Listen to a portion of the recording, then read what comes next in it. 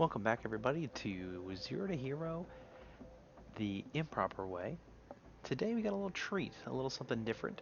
I did two-way crest manners in a row, and instead of sitting you through them both and having you come back over and over again, I figured I'd put them together in one little side-by-side adventure here, in an episode titled Mirrored Manners. We have a 14 on the left screen here and a 15 on the right, and we're going to see just how different the two of these are. The compositions I had, I ended up having a mage here on the left screen in the 14. I had a paladin healer, another paladin DPS, and a wonderful vengeance demon hunter.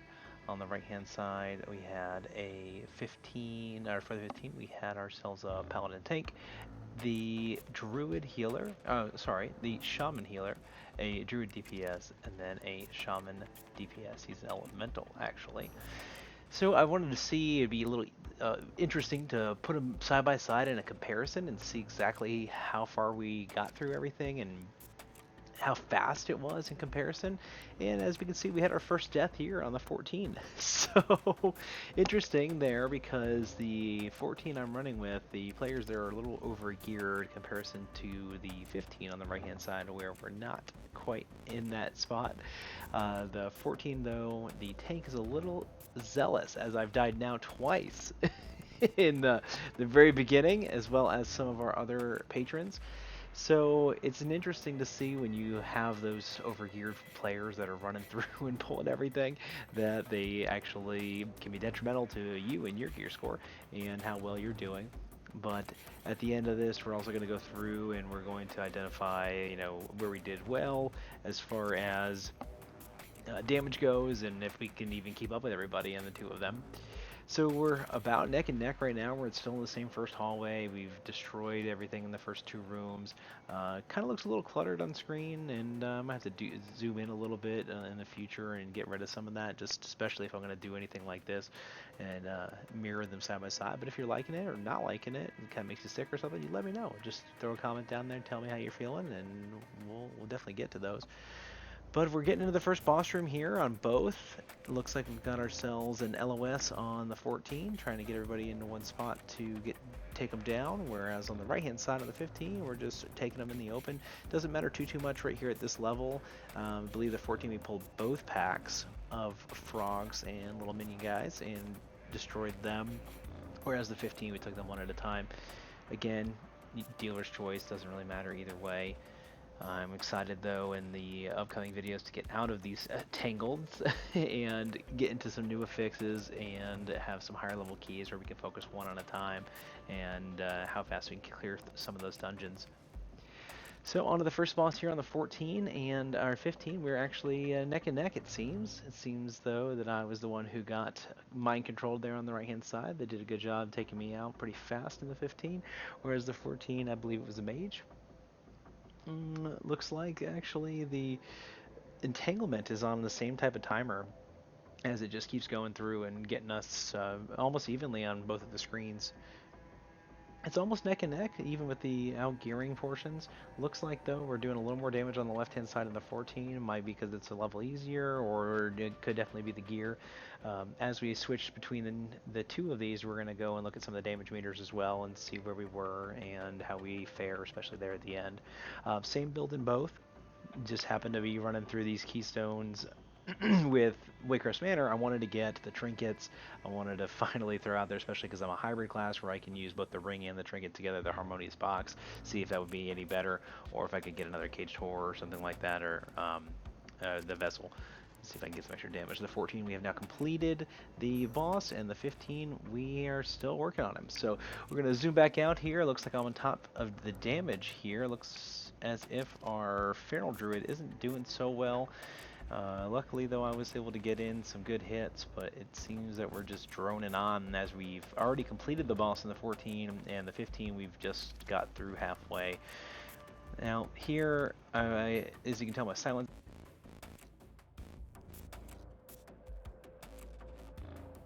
is on cooldown, and I wanted to help out as best I could in interrupting some of these things, but that's one of the drawbacks of this class. I just didn't have that ability to do anything else other than the 30 seconds there. But we've taken care of the boss almost equally, but Now we're going to get back through the manor, see what we can do, and how much of a difference they're going to be. So there's about a minute difference there between the two of those. And I do like what's happening there on the right-hand side. I just love watching those elemental shamans throw those chain lightnings. At the left, you see we got some nice blizzards coming down, as well as my apparitions.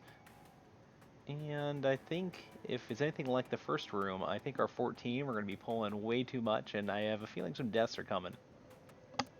Whereas the right room, we didn't clear as much in the beginning, and we're still not even out into the courtyard. So it looks like even though we were dying, we had pulled way more on our 14 due to probably the experience level of the tank, and just as fast as I can get them through.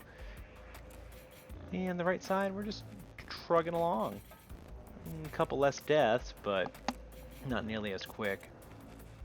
I think we're looking and waiting here for pulling some extra packs on the left-hand side here on the 14, trying to get that lust cooldown down so we can use it here on our second boss, but the way we're killing everything, it might be just a little too long.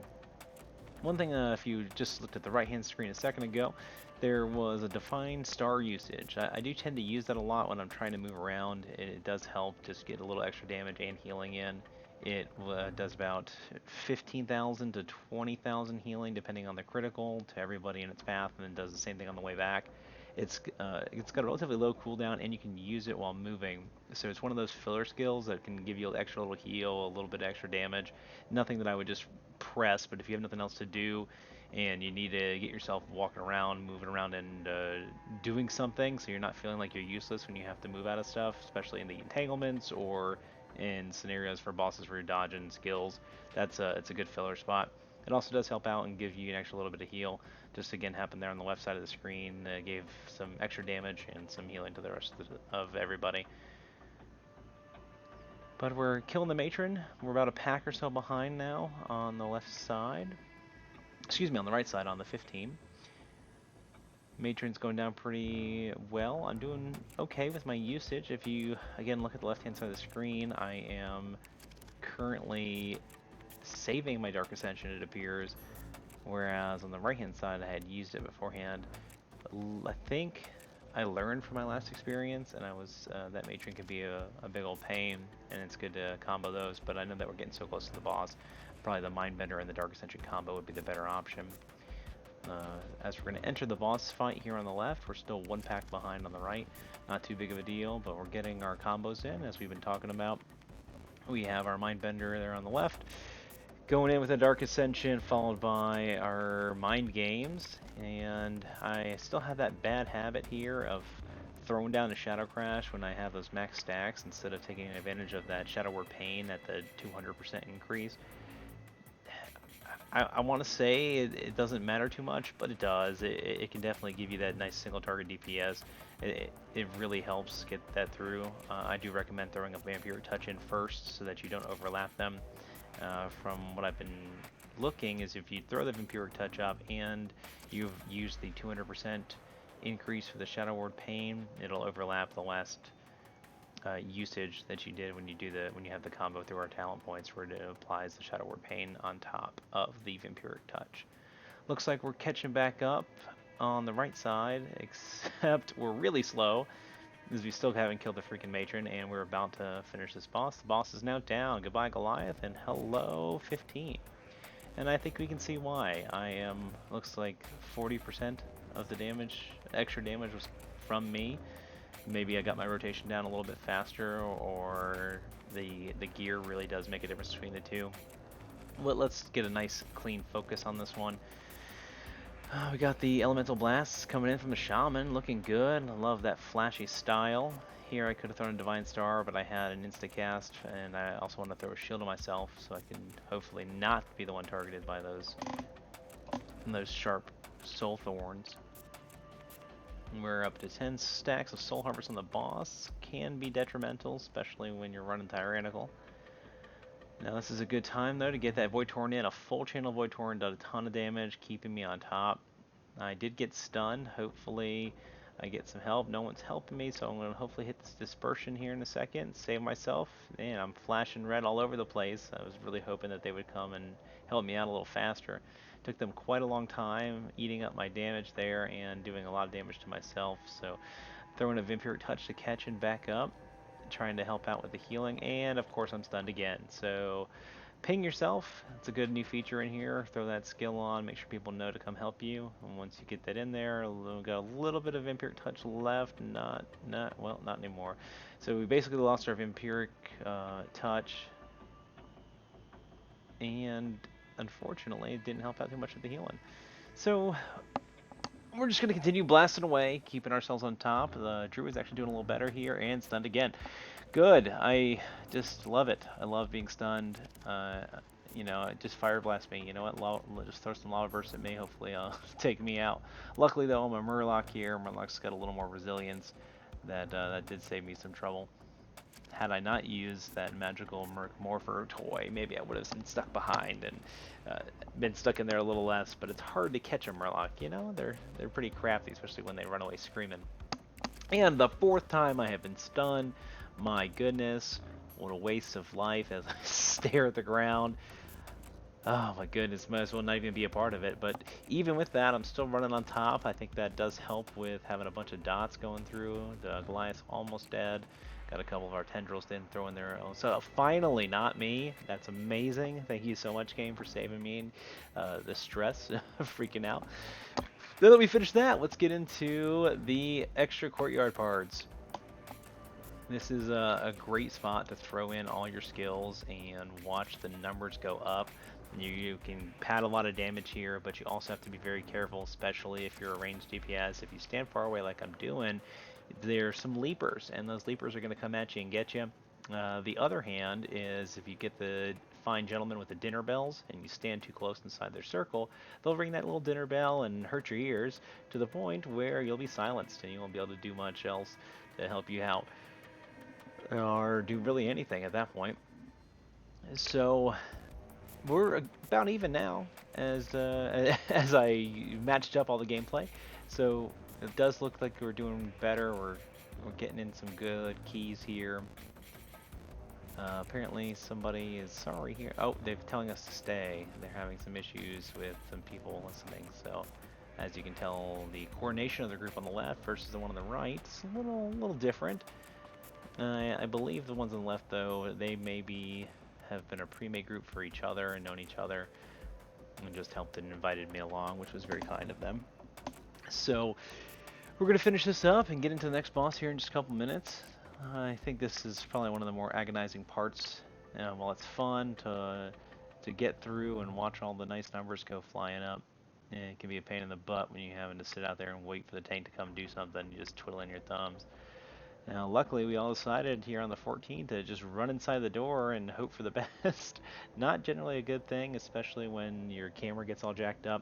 And if you've been watching the last videos, you know I'm notorious for clipping my camera inside of things that I shouldn't be.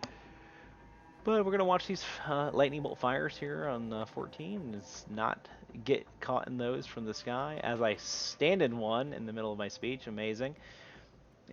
Hopefully the other me on the right hand side will do a little bit better and not worry about getting beat up there. Good. They weren't even targeting me that time, so that's a big plus. Alright, we're about to get into Raw. I think we got one more pack here in the 14 and 2 or 3 on the right side on the 15. Well, the guy on the right side says one more, so hopefully it's just one more pack. And is that the boss? Did we just accidentally pull the boss? I think we did. Oh boy. I think we're all gonna die.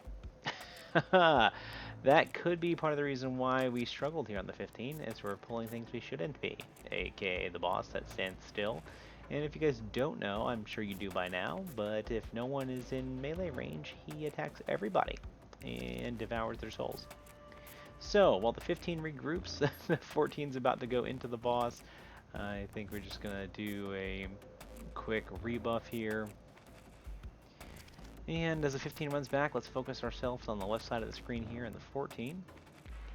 And show my other self how to properly do the boss. Alright, focusing on the left side, we're going straight in for the kill. I got some good procs there. I don't have Mindbender up. I'm just using it in the last AoE pack, but I did use Dark Ascension on cooldown, which is good. Throwing in my Mind Blasts. I have a Shadow or Death that I didn't use for whatever reason, but I did throw in the Mind Games to get some extra healing and a little bit of damage done. I'm sitting on my Void Torrent for some reason, and I decided to use it while getting hit by the bile that he spews. The optimal thing to do there is to use it as soon as you can, just so you can get it back on cooldown and get it up again so you can throw out some more attacks. And I wasted probably 20 seconds of that, where I could have had a second time this fight. So, note to self, that's the better option. I'm boring myself, oh my gosh. Hopefully I'm not boring you guys. If I am, let me know. Let me know if you're liking this so far. The right hand side of me is not doing great as I run back again. But that's okay. I think that might have added to the sadness. But we're about to get into the into the fight here. This one is going to be a little bit longer because for whatever reason we pulled everything and then we die. So not great when you're trying to time your keystones. And as you can see, I'm doing okay. Still running top DPS. Our next in line there is the Prop Paladin, followed by the Shaman, and then of course the Druid in